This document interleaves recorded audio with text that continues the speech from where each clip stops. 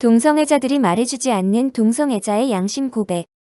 김정현 씨는 동성애의 위험성을 깨달아 동성애를 그만두고 동성애의 위험성을 신문에 경고했던 분입니다. 안녕하세요. 김정현입니다. 오늘은 사람들이 잘 알지 못하는 동성애의 실태와 문제점을 저의 경험담과 더불어 얘기해 드리겠습니다. 저는 학생 때 동성애에 관심을 느꼈고 대학에 들어와 동성애자 커뮤니티에 들어갔습니다. 29살에 동성애를 그만두기 결심하였고 지금은 동성애 성향이 거의 없어졌습니다. 드라마나 영화에서 동성애 소재가 쏟아지고 일반인들은 감동적이라는데 정작 동성애자들은 그다지 공감하지 않습니다. 왜냐하면 동성애자들의 실상은 영화에서 보여준 그런 것이 아니기 때문입니다. 첫째, 식성에 대해 알아보겠습니다. 처음 인터넷 모임을 통해 동성애자 모임에 나갔을 때 만난 형은 뚱뚱한 남자만 좋아한다는 것이었습니다. 그런 남자가 아니면 아무 감정도 못 느낀다고 하였습니다. 종로의 게이바에는 실제로 뚱뚱한 사람만 좋아하는 동성애자들이 출입하는 게이바가 있고 그런 취향의 사람들이 아주 많습니다. 이것이 동성애자들이 하루에도 수도 없이 생각하는 소위 식성이라는 겁니다.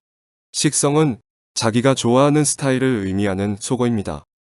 동성애자들은 식성에 의해서 상대방을 구하는데 뚱뚱한 체형, 평범 체형, 근육질, 뚱뚱하지만 근육질, 몸에 털이 많은 베어 스타일, 중년남 등 각자의 식성에 의해서 상대를 찾습니다. 이성애자도 이상형을 말하지만 사귀다가 마음에 들면 그냥 내 스타일이라고 말하는 경우가 많습니다. 이성 간 교제에서 이상형은 절대적 요소는 아닙니다. 하지만 동성애자의 식성은 절대적입니다. 뚱뚱한 스타일, 배 나온 스타일, 비만 체형, 털이 많은 스타일 등 이들은 자기가 추구하는 체형, 외모 외에는 절대 눈을 주지 않습니다. 평범한 스타일을 좋아하는 동성애자들은 절대 뚱뚱한 사람들의 게이바에게는 가지 않으며 키가 작고 어린아이 같은 스타일을 좋아하는 동성애자는 그런 사람만 찾으며 중년을 좋아하는 동성애자는 꼰대바를 주로 찾아다니며 이들에게는 젊은 사람은 연애 상대가 되지 못합니다. 식성이 고정적이다 보니 게이바에서 마음이 드는 사람을 보면 맨 처음에 하는 질문이 식성이 어떻게 되세요입니다. 서로 식성이 맞아야 사귈 수 있으니까요. 남녀는 이상형이 아니어도 여러 노력을 통해 마음을 얻기도 하지만 동성애자들 사이에선 식성이 안 된다고 하면 바로 포기합니다. 절대 마음을 얻을 수 없음을 알기 때문입니다. 동성애자들은 식성별로 만날 확률을 높이기 위해서 인터넷 정보도 식성별로 입력합니다. 그럼에도 식성별로 만날 확률이 적어 힘들어하지만 식성에서 벗어나지 못합니다. 드물게 잡식이 있는데 이들은 식성에 구애를 받지 않는 것이 아니라 여러 개의 식성을 갖고 있는 것일 뿐 식성을 통해 상대를 구하는 것은 마찬가지입니다. 제가 처음 만났던 형은 보통 체형으로 뚱뚱한 사람이 식성이었는데 뚱뚱한 동성애자는 뚱뚱한 사람을 찾는 경향이 있습니다. 몇 년 후 그 형을 만났을 때 형은 살을 일부러 찌워 뱃살이 비정상적으로 나와 있었습니다. 애인을 구하기 위해서 일부러 찌웠다고 합니다. 식성의 모티브는 내면이 아니라 외모입니다. 동성애자들은 식성을 보면 그의 신체를 탐하고자 하는 욕구가 급상승합니다. 동성애자들은 식성이 통하면 대부분 첫날 성관계를 합니다. 동성애자들은 사회에서도 군대에서도 일반 목욕탕에서도 식성을 찾습니다. 길을 지나가는 남자 중에도 식성이 지나간다고 말하고 그 남자를 음식이라고 표현합니다. 음식을 만나면 성적 욕구가 급상승하여 정신 차리기 어렵습니다. 그들에게 짝사랑은 성욕을 느끼는 겁니다. 따라서 동시에 여러 명을 사랑하는 것이 가능합니다. 정상이 아닙니다. 남자가 어릴 때 남성성이 채워지지 못하고 여성성이 채워졌다면 남자는 여성화되고 남성성을 갈구하게 됩니다. 그것은 다른 남성의 육체를 통해서 얻어지는데 동성애자 티가 나지 않는 100% 남성다운 사람이 동성애자에게 가장 인기 있는 이유입니다. 그들은 자신의 남성성의 훼손을 다른 남자들을 통하여 갈구합니다. 무의식 중에 자신이 되고 싶거나 갈구하는 스타일이 바로 식성이 됩니다. 이렇게 보면 동성애를 넘어서 성전환까지 하는 사람들이 왜 나오는지도 이해가 되실 겁니다. 동성애자들의 식성에 대해 어떤 변명을 하더라도 믿지 마십시오. 일반인들은 동성애자 세계를 경험한 적이 없으셔서 쉽게 판단이 안 서실 겁니다. 두 번째, 떼짜와 맞짜. 떼짜는 남성 역할을 하는 동성애자이고 맞짜는 여성 역할을 하는 동성애자입니다. 일반 남성과 동일한 남성성을 보여야 떼자로 인정받습니다. 떼짜가 여성성이 많으면 맞짜들도 콧방귀를 끼며 그런 떼짜와 성관계를 갖는 것은 생각만으로도 불쾌하다고 말합니다. 맞짜들은 자존심 때문에 자신이 맞짜라고 말하기보다는 둘 다 가능하다는 의미의 올이라고 합니다. 하지만 평소 행동을 살펴보면 올인지 맞짜인지는 금방 알 수 있습니다. 맞짜의 성역할이 편하고 쾌감이 크므로 맞짜가 압도적으로 많습니다.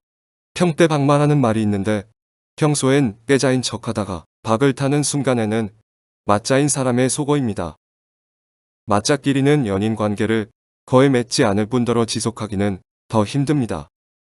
동성애자들의 번개 모임을 시작하는 첫 순서는 항상 자신의 식성과 성역할을 밝히는 것인데 참여자들은 그 순간 가장 적합한 상대를 구하기 위해서 머리들이 분주해집니다.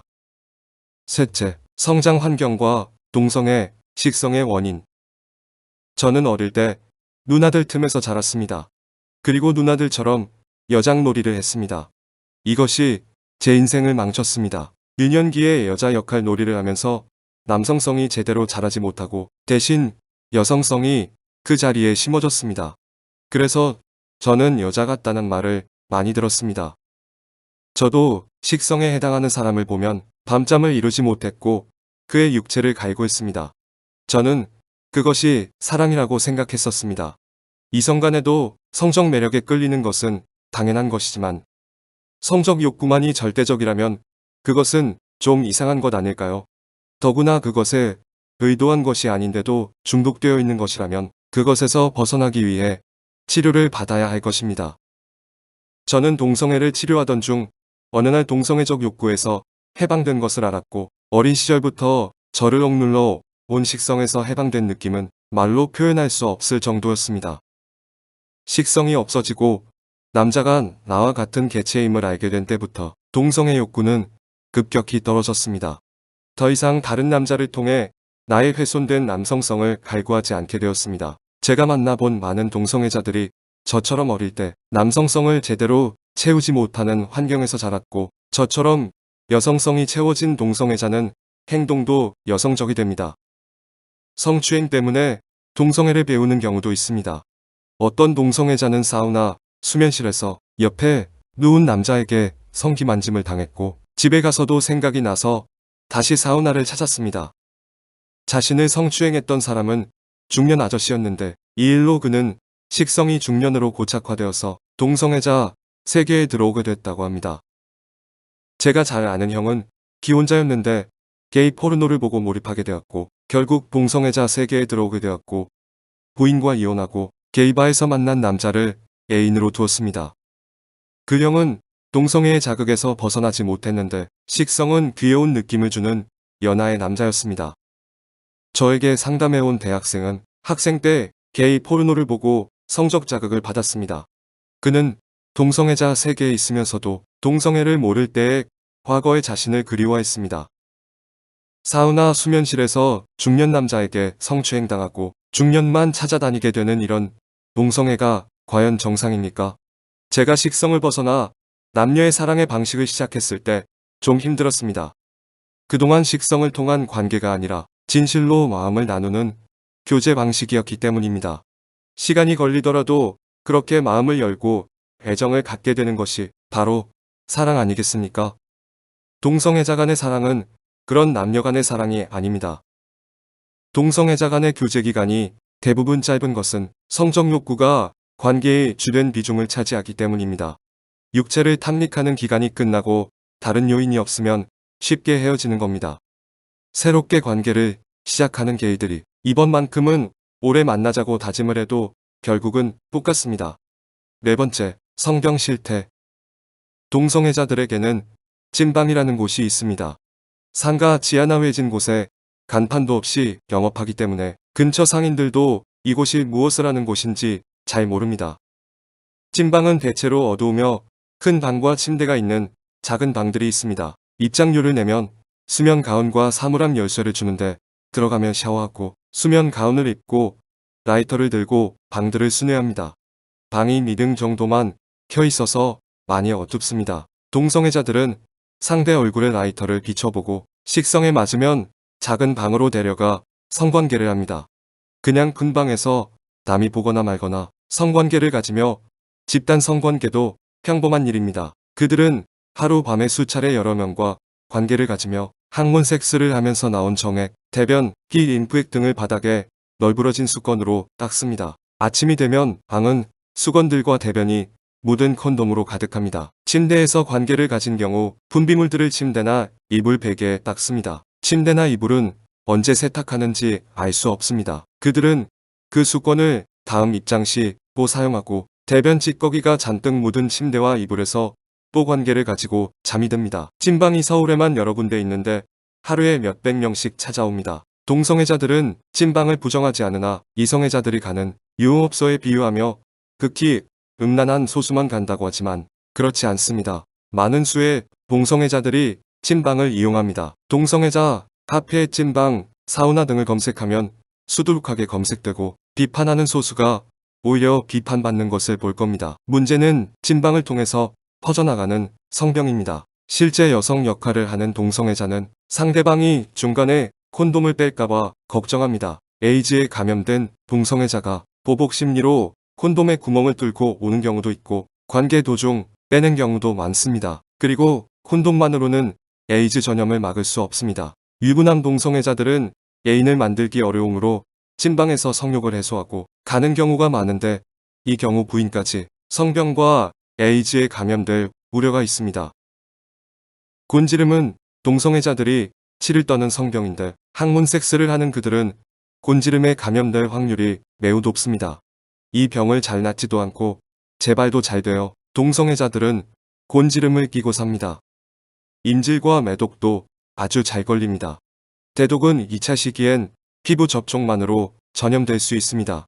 성병에 걸린 상태에서는 면역력이 많이 떨어지므로 줄줄이 성병에 감염될 가능성이 큽니다. 또한 처음 찐방에 발을 들인 사람은 그곳을 이용하는 동성애자에게 타깃이 됩니다. 초행자는 대부분 나이가 어린 동성애자로 실정을 잘 모르고 호기심에 온 경우가 대부분인데 경험 많고 능글능글한 동성애자들에 의해 에이즈를 비롯해 여러 성병에 감염될 가능성이 높습니다. 방문 첫날 에이즈에 감염될 수도 있습니다. 찐방 인근 주민들은 실태를 모릅니다. 동성애자들은 일반 남자들이 유흥업소에 가는 것과 마찬가지라고 하지만 성병의 전파력에 있어서 항문 성교를 하는 동성애자들의 찐방은 일반 유흥업소와 비교가 되지 않습니다. 이성애자와 동성애자를 무작위로 성병 검사를 한다면 아주 큰 차이로 동성애자의 성병 감염률이 높을 것입니다. 제 친한 친구들도 젊은 나이에 에이즈에 걸려 있습니다. 이들은 여전히 찐방에 가지만 상대에게 절대 자신이 HIV 감염인이라고 말하지 않습니다. 식성을 통해서 육체를 갈구하는 성적 욕구는 HIV에 감염됐다고 해서 사라지는 게 아니니까요. 그래서 동성애를 하는 기간이 길어질수록 에이즈에 걸릴 확률도 높아집니다. 도박에 빠진 사람이 가산을 탕진하는 것처럼 동성애자는 결국 에이즈 걸린 사람과 만나는 것은 정해진 것입니다. 더구나 동성애자라는 소수자 집단 내에서 성관계 대상이 빠른 속도로 바뀌기 때문에 HIV 감염인이 되는 것은 시간과 확률 문제일 뿐입니다. 인터넷 채팅이나 어플 만남에서 사진을 교환하거나 캠을 통해 상대를 확인하여 식성이 되면 모텔로 갑니다. 전날 상대방이 찐방에서 뒹굴다 온 사람인지 알 수는 없습니다. 5번째, 항문 성교의 문제점. 동성애자들은 항문 성교에 대해 알려지는 것을 굉장히 민감하게 생각하므로 사람들에게는 성적으로 문란한 극소수 동성애자들만 하는 것이라고 말할 것입니다. 하지만 동성애자 세계에서 항문 성교를 하지 않으면 거의 장애인 취급을 당하는 게 현실입니다. 항문 성교는 항문 안에 있는 전립선을 자극하는 것입니다. 처음에는 아픔을 느끼지만 반복하다 보면 쾌감을 느끼기 시작하는데 여기에 중독되면 동성애를 그만두는 것은 거의 불가능합니다. 일반 남성들은 달아오르며 누군가에게 짓뭉겨지는 느낌을 통하여 온몸으로 자극되는 쾌감을 알 수 없습니다. 그 정도까지 되면 그 남성은 외모만 남성이지 정신적으로 여성으로 보아야 합니다. 남자를 볼 때 그 사람의 물건을 상상하며 그를 통한 성적 자극을 생각합니다.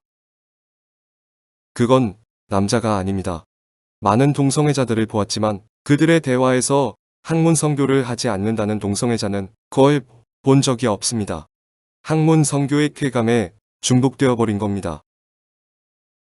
그런데 학문 성교를 하면 성병 감염이 현저히 높을 뿐 아니라 학문이 망가지게 됩니다.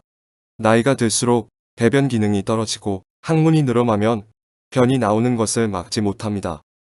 변이가 있을 때 빨리 화장실에 가지 못하면 괄약근이 조여주지 못해 변을 그대로 쌉니다.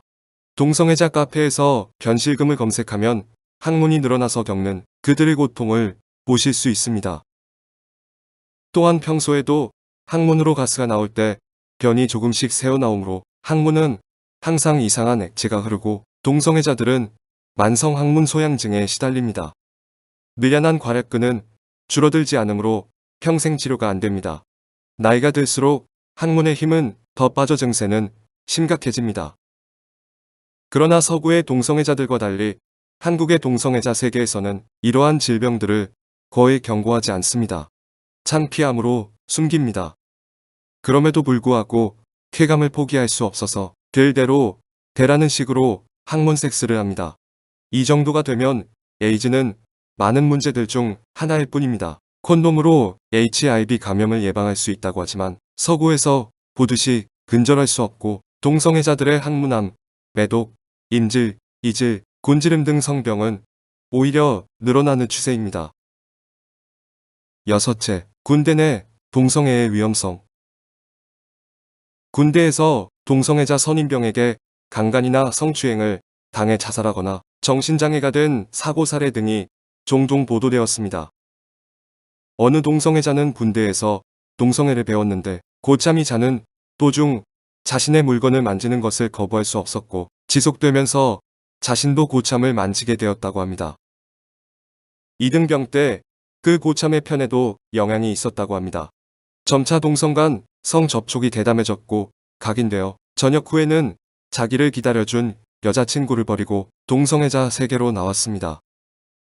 군대의 상위 구조상 동성애 성향이 있는 사람이 고참이 되면 후임들을 성추행, 성폭행하는 것이 용이하고 실제로 번번이 발생합니다. 군대에서 동성애가 허용된다면 동성애, 성병, 에이즈가 퍼져나갈 것이고 소대장과 일병이 애인 관계더라 이런 식의 소문이 퍼져나가면 군 기강은 무너지게 될 것입니다. 일곱째, 동성애 치료. 저의 경우 치료를 시작한 지 4년 정도 되었을 때 식성을 비롯하여 남성에 대한 성적 집착이 떨어져 나갔습니다. 식성에서 해방된 것이 지금도 감격스럽습니다. 동성애를 중단하려면 의지가 중요하다고 생각합니다. 미련을 두면 40년이 걸려도 소용없다고 생각합니다. 식성에서 어느 정도 자유로워지기 전까지는 동성애를 끊으려 할수록 동성애에 대한 집착이 강해집니다. 이것은 술, 담배, 성중독 등의 모든 중독 치료에서 공통되는 현상입니다. 그러나 치료를 계속해 나갔을 때 동성애 지향의 내부 균열이 미세하게 진행되었고 때가 되면 빙산이 붕괴되는 것처럼 급속히 무너져 내리게 되는 것을 경험했습니다. 이 과정에서 제 자신의 남성성이 얼마나 훼손되었는가도 알 수 있었습니다. 성인이 된 후에 동성애를 늦게 배운 사람은 이 과정만 극복해도 바라던 과거로 돌아갈 수 있습니다. 그러나 어린 시절에 남성성이 훼손되고 여성성이 채워진 동성애자는 식성 치료 후에 본질적인 치료인 남성성 회복을 해야 합니다. 이때가 되면 다른 남성을 통해서 남성성을 갈구하지 않으며 자기 자신에게 남성성을 채우고자 하게 됩니다. 따라서 그동안 관심이 없었던 격렬한 운동에 관심을 갖게 되고 이 단계에서 군대 같은 환경에 들어간다면 상당한 효과를 볼 수 있다고 봅니다. 여덟째, 미국의 동성애 치료. 동성애 운동단체들은 동성애는 중단되거나 치료될 수 없는 성적 취향이라며 정신장애, 목록에서 삭제되었다고 말합니다. 하지만 미국에서 목록에서 삭제하게 된 배경은 70년대 동성애자 행동주의 단체들이 의사들을 상대로 협박과 압력과 로비를 행사했기 때문입니다. 협회는 어려움에 처하였고 결국 논란 끝에 1973년 정신질환 목록에서 동성애를 삭제했고 이후 미국 심리학협회가 그대로 따른 것입니다. 그러나 여전히 해외뿐 아니라 한국에서도 동성애 중독에서 벗어난 사람들이 동성애에서 벗어나고자 하는 사람들의 치료를 돕고 있다는 사실입니다. 동성애 관련 병명을 없애고 질병분류 코드 F66-1이라는 자아의 질적, 성적 지향의 정의를 동성애를 정상인 것으로 정의를 바꾸었음에도 원치 않는 동성애를 중단하고 싶은 상태란 원래의 의미는 여전히 남아 있습니다. 현재 동성애 운동은 동성애의 불편한 진실은 말하지 않습니다. 그래서 일반인들은 동성애자들의 실태나 식성이나 치료가 가능한지도 모릅니다. 드라마 작가도 당연히 모르죠. 저도 동성애자 생활을 할 때 커밍아웃 하더라도 동성애자들에게 불리할 수 있는 식성 등과 같은 것은 말하지 않았고 말하더라도 이성애와 비슷한 것으로 안심시켰습니다. 아마 동성애자들 대부분이 그렇게 말할 겁니다. 동성애자들은 식성을 입에 달고 살지만 여러분은 단 한 번이라도 그런 단어를 동성애 단체로부터 들어보신 적이 있나요? 동성애자 권리운동을 지지하는 일반인들은 그런 실태는 모르고 감정적으로 인권이라며 지지하는 실태입니다. 동성애를 지지하는 남성에게 아들이 다른 남자와 성관계를 해도 좋으냐고 물으니 침묵했습니다. 자신의 문제가 아니라 생각하여 동성애를 지지하지 그것이 자녀 문제가 될 때는 다른 것입니. 대다수 동성애 반대자들은 동성애자의 인간으로서의 보편적 인권을 존중합니다. 그러나 동시에 동성애라는 행위는 바람직하지 않다고 생각합니다. 어떤 사람이 저의 블로그에 많은 사람의 인생이 달린 문제다. 그런 싸구려 감상주의로 인권을 입에 담지 말라고 말했습니다. 국가가 동성애자들의 생활 스타일을 법으로 보장해준다고 그들의 식성이 없어지고 찐방이 사라지고 학문 섹스를 안 하겠습니까? 전혀 상관없습니다. 국가가 동성애 보호법을 만드는 것은 단순히 동성애자들의 인권을 향상시키는 것이 아니라 동성애는 비정상이라고 말할 수 없도록 표현해 자유를 억입하고 동성애 중단을 원하는 국민들의 치료를 법으로 금지하는 반인권적인 결과를 초래하게 됩니다. 치료받기를 갈망하는 동성애자 청년들, 부모들의 눈 위에 동성애를 강제로 올려놓는 법입니다. 동성애를 국가가 법으로 보호하는 것은 동성애의 온갖 부작용을 극대화하는 결과를 초래할 것입니다. 이것이 얼마나 무서운지도 모르고 끌어들이는 일이 될 수 있습니다. 나이든 동성애자들은 동성애 세계가 얼마나 무서운지 알고 있습니다. 30대가 넘어 식성 경쟁에서 밀려나기 시작하면 동성애자들은 그 후 절대 고독과 외로움의 평생을 살아야 합니다. 나이든 동성애자는 서로 얘기 안 해도 누가 에이즈에 걸렸는지 잘 압니다. 하지만 젊은 동성애자나 일반 국민들에게 이런 것을 말해주지 않습니다. 동성애자들이 보여주는 동성애자로서 멋지게 사는 자들의 사례에 속지 마십시오. 그것이 동성애의 본질이 아닙니다. 주말마다 찐방을 헤매고 학문이 늘어나 변을 질질 싸고 성병의 고통과 감염 공포에 시달리며 결국 에이즈로 생을 마감하는 게이들은 처음부터 그렇게 인생을 살려고 했던 게 아닙니다. 그런데 무조건 동성애를 정상이라고 인정해주면 그런 문제가 없어지는 것입니까? 실상은 저러한데도 동성애 반대를 금지하는 차별금지법만 해놓으면 인권입니까? 동성애 중단을 원하는 동성애자를 돕는 것이 진정 그들을 위한 건강권, 생명권 등의 인권 보장 아닐까요? 적어도 국민들은 동성애의 실체가 무엇인지 제대로 알아야 하지 않을까요? 그래야 동성애를 정상이라고 학생들에게, 시민들에게 교육하는 것이 정의로운 것인지 판단할 수 있는 근거가 있는 것 아니겠습니까? 반대를 금지하는 차별금지법이 부당한 이유입니다. 동성애자들의 문화가 인권이란 이름으로 반대 의견도 금지당하는 입법이 된다면 그것은 국가적 재앙입니다. 우리나라가 동성애로 몸살을 앓는 서구를 따라갈 필요는 없습니다. 건강하고 밝은 나라가 되어 세계를 선도하는 선진 한국이 되어야 할 것입니다. 귀한 강의를 해주신 김정현 씨에게 뜨거운 박수 부탁드립니다. 우리가 동성애의 문제를 감추고 좋아 보이는 면만 드러냈었다니 확실히 문제가 있구만. 직접 당사자에게 들으니까 진짜 충격이네요.